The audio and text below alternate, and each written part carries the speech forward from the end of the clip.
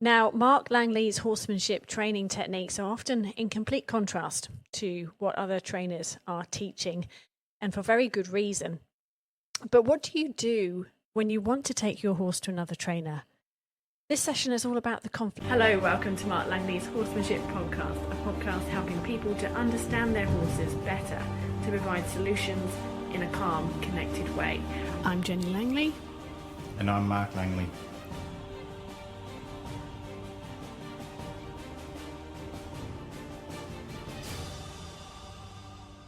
Chrissy from Central Queensland is going to your clinic later this year in Capella. It's in August. Now, she's got the chance to take her off-the-track thoroughbred to a few other clinics in between now and then, and she'd like to. It's great exposure for him, but she doesn't want to introduce any training that she doesn't intend to continue. Now that she's seen some of your videos on their membership, she's realised that she wants to move away from some horsemanship methods. For example, she really doesn't want to chase her horse around in a circle with a flag. But she's wondering, does it actually matter if she goes to a clinic and there is that kind of an exercise, if it's just for a weekend, or should she be avoiding those exercises? It's funny, I get that question actually at clinics quite a lot, and also regarding people, and this would be the same situation. I get people who go to their weekly trainers, and their weekly trainers are teaching the opposite of what I'm trying to sort of help their horse with. At the end of the day, it's a personal thing. I try and give people a filter. I don't like saying to people, don't go to other trainers, because I think it's really important that people go and see and learn and figure out for themselves why to do and not to do things, okay? I don't like this, tribe idea that I follow this person and I listen to everything they say. I think that's why people have gone a bit tunnel vision and they pigeonhole themselves a bit.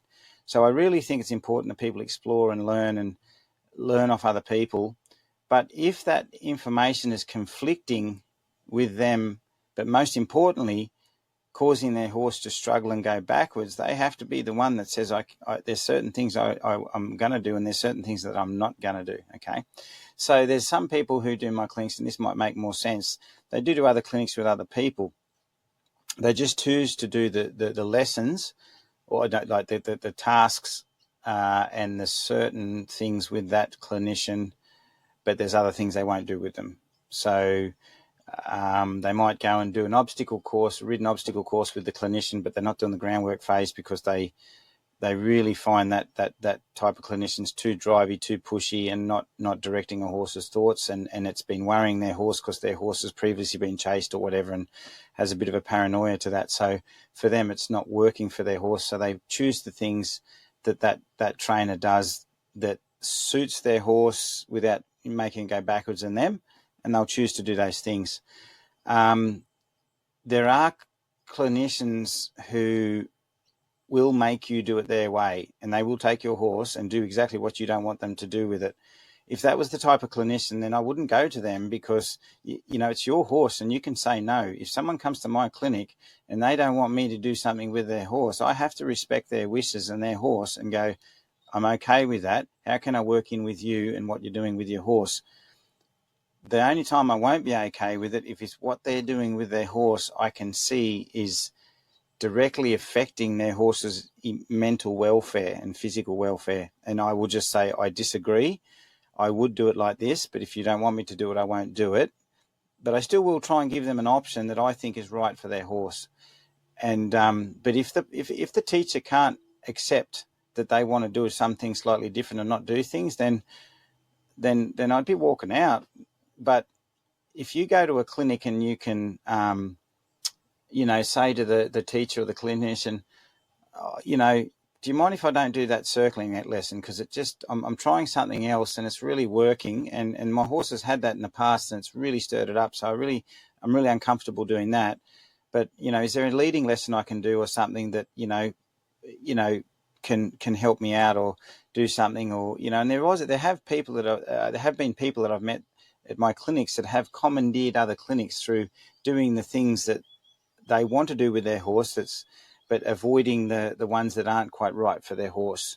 But that means the clinician had to be a bit more versatile. And if they're that type of person, then taking them to an outing. What if you're a person though that is a little bit, not comfortable about speaking out necessarily, and you just think, oh, you know what, I'm here, I'm just going to do it.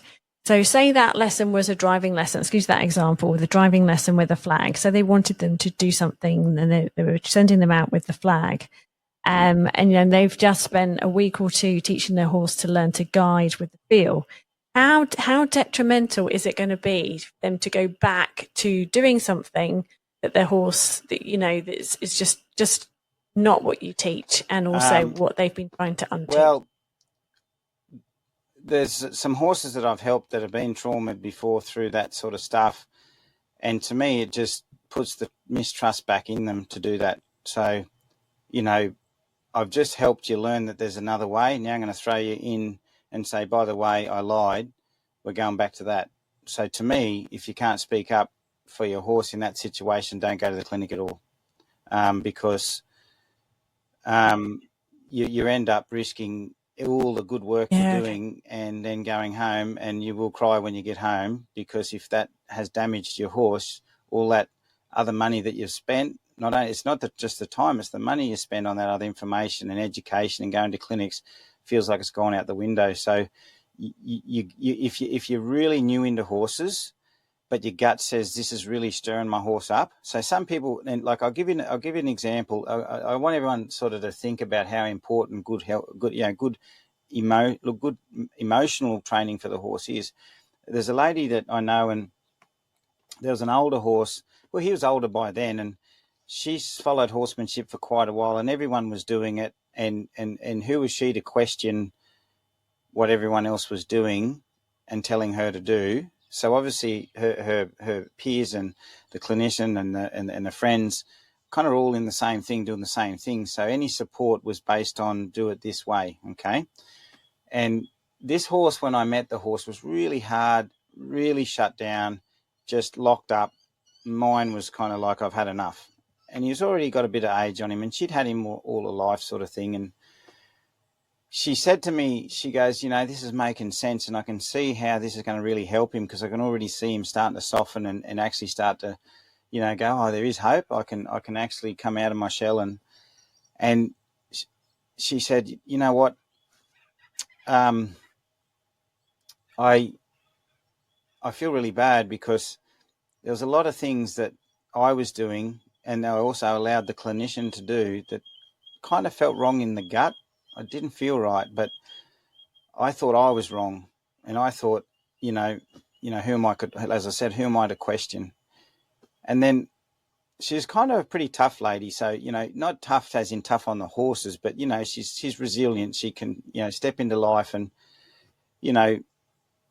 get jobs done and that. But inside, she's a really soft person, and she really loves her horses. And not long after that, the horse had some vet issues that couldn't be worked anymore, and that was him. That was, and then I think he had to be put down because of other issues inside him, which weren't related to the training. But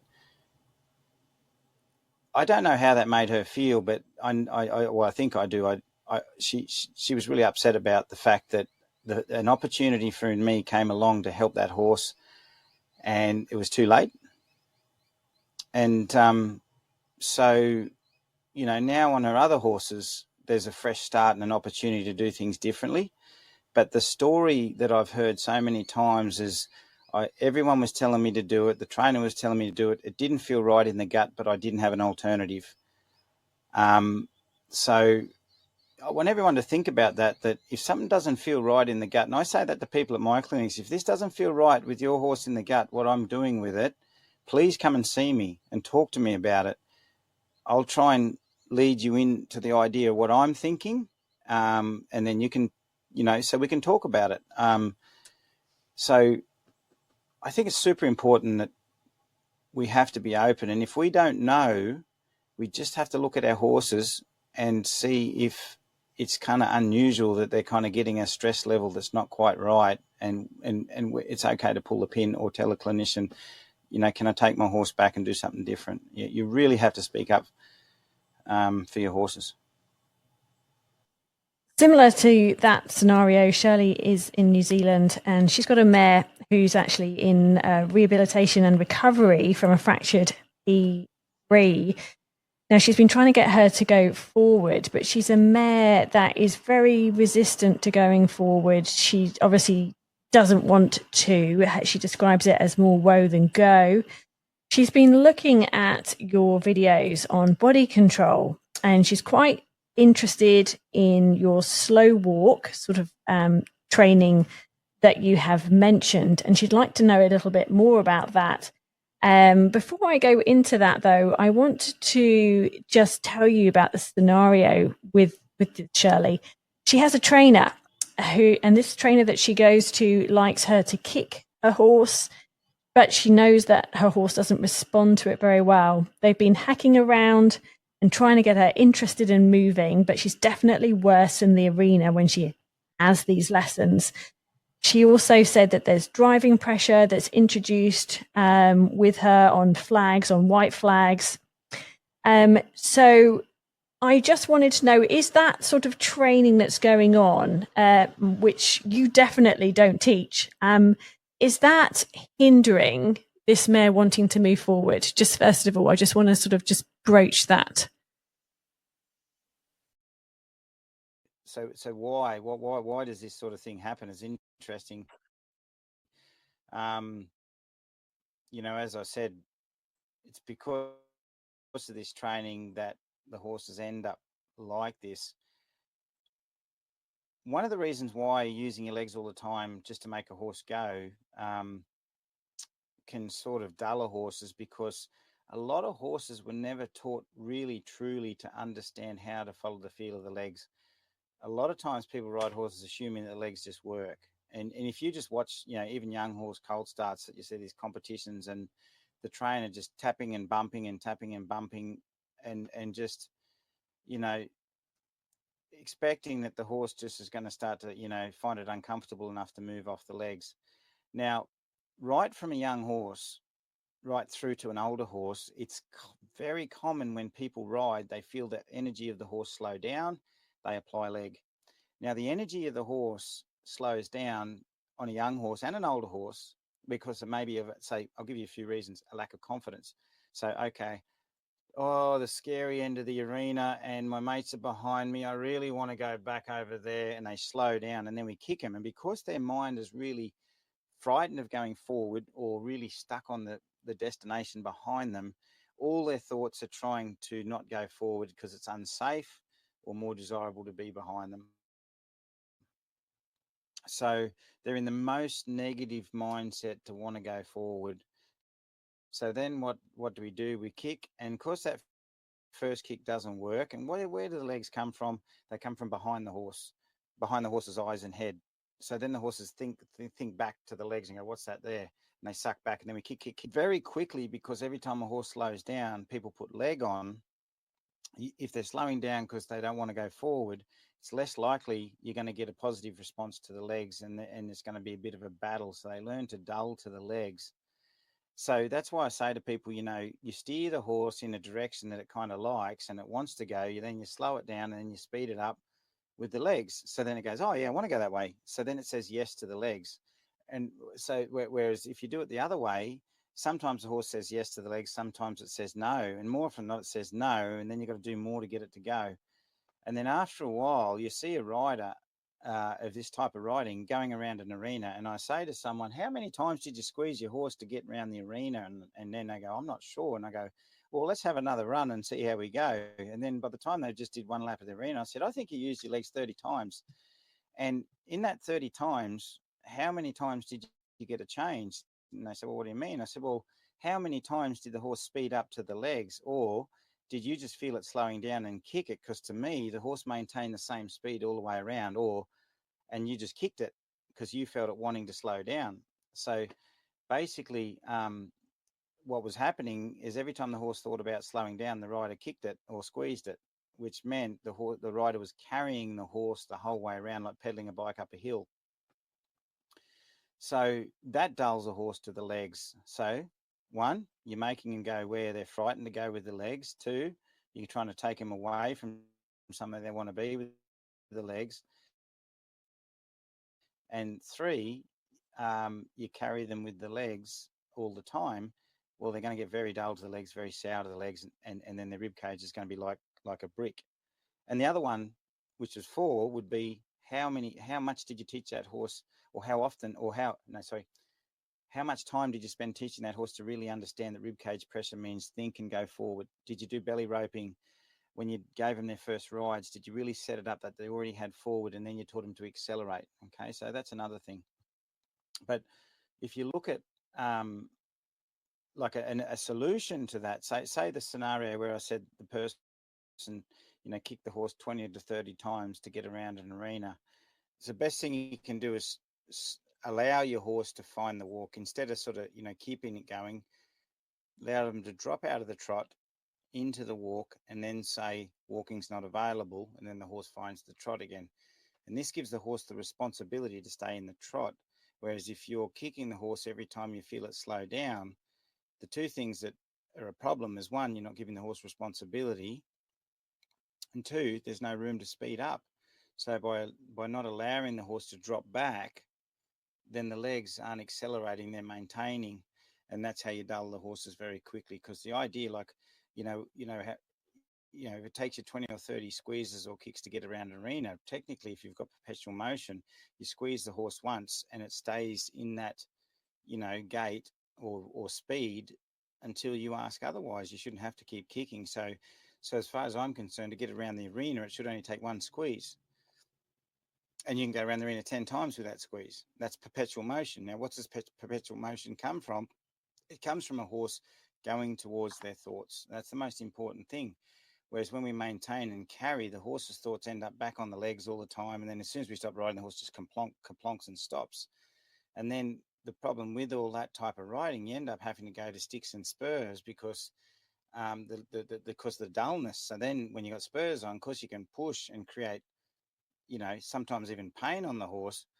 They keep going because of the sensitivity of the spurs, but they're still learning to dull to the bare leg, and they're still not really responsible and going towards their thoughts. So, there's so many things that we do and the reason why I call it Flintstone riding, like if anyone, I don't know if the Flintstones are still on television, but Fred and Wilma Flintstone, how did they drive their car? They've had their feet through the floor and they're going pedal, pedal, pedal, pedal, pedal, pedal, pedal like that. It's a bit like driving a car and trying to save fuel and cutting a hole in the floor and just pedaling it, down the road. You may as well walk or jog because it's going to take less effort. So a horse is designed to carry us without having to carry it with our legs all the time. So when people want you to ride leg, the chance of dulling the horse is a lot higher. Legs are to do important things and for acceleration. And as I say, when the horse has got a strong thought and a strong negative thought, that's the time we tend to be told or want to put legs on, but that's the time maybe we should use the rein and say, let go of that thought.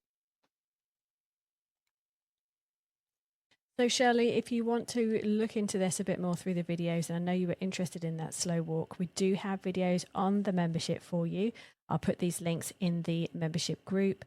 But look for the video, Getting for Better Forward in a Slow Moving Horse, following Brenda's Morgan, part 1, creating a slow, soft walk, teaching Gracie to walk very slowly, and we do have a dedicated Q&A session on how to help slow, unmotivated horses. Yep.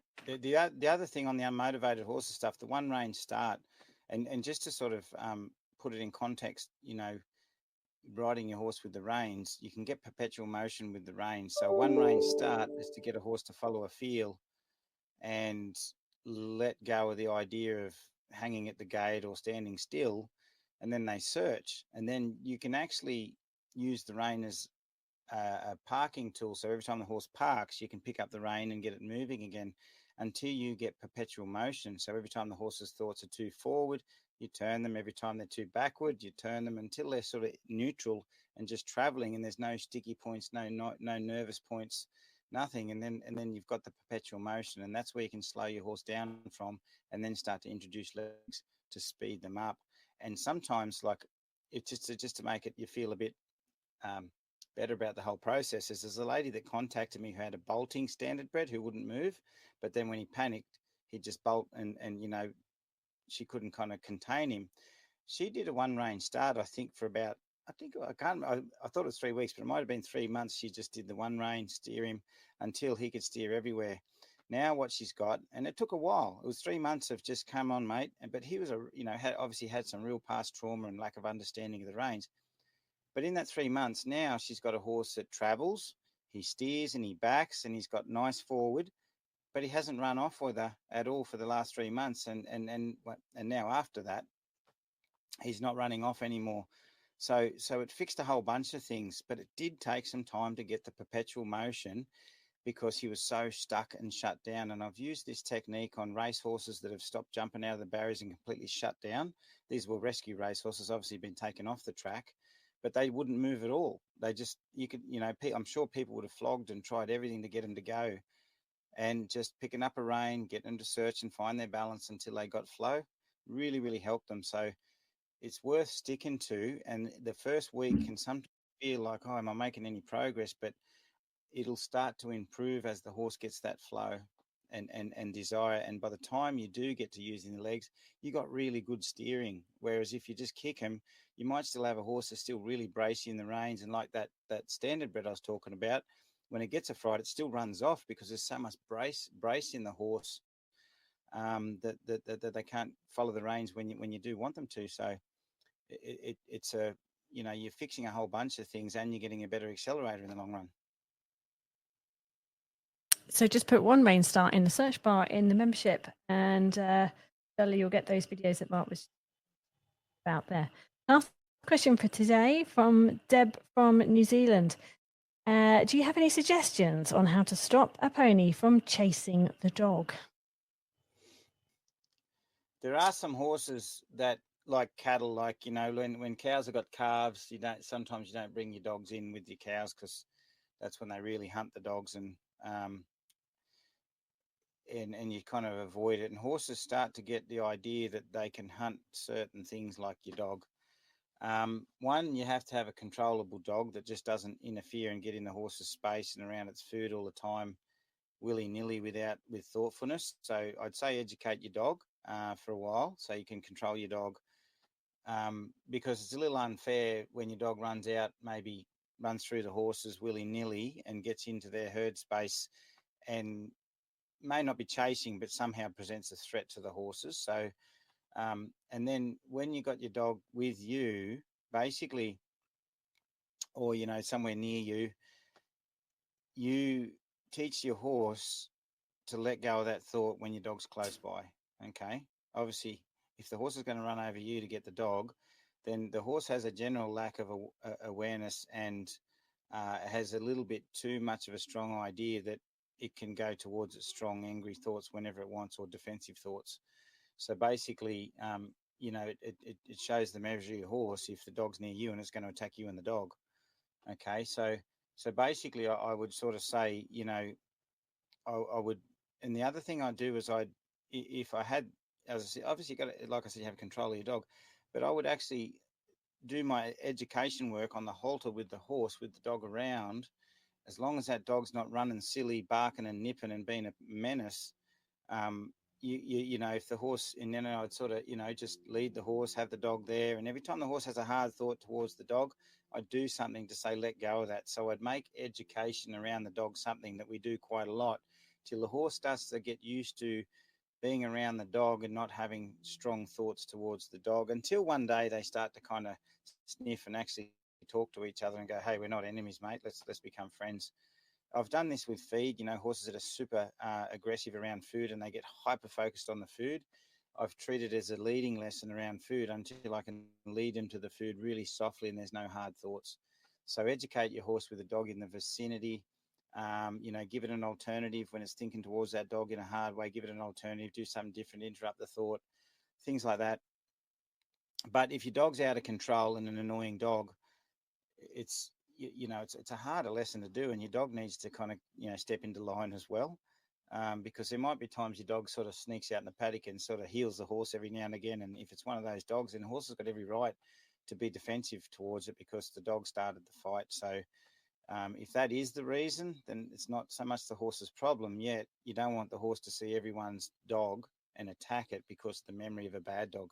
And that's the other thing. Maybe that horse has had memories of dogs that are inside it, like the memory of the trainer that chases the horse and everyone with a hat, scary kind of thing. So if that's the case, then you have to do that lesson with your horse and the dog around, so you can actually finally get them to meet each other and actually be not afraid of the dog. And yeah, see how it goes. Fantastic. Thanks for giving all those strategies, Mark. There's been a lot in this session. I hope you've enjoyed listening to us today. We'll be back with more answers for horses to help them have a positive education next week. See you then. Thanks, Jenny. Thanks, everybody. If you enjoyed this podcast, please like it, share it, or send us a comment. It all helps in reaching new ears and helping more horses. And if making a change in your horse appeals to you, Mark offers his direct support and a diverse learning platform. Head to marklangley.com.au and grab your 7-day free trial.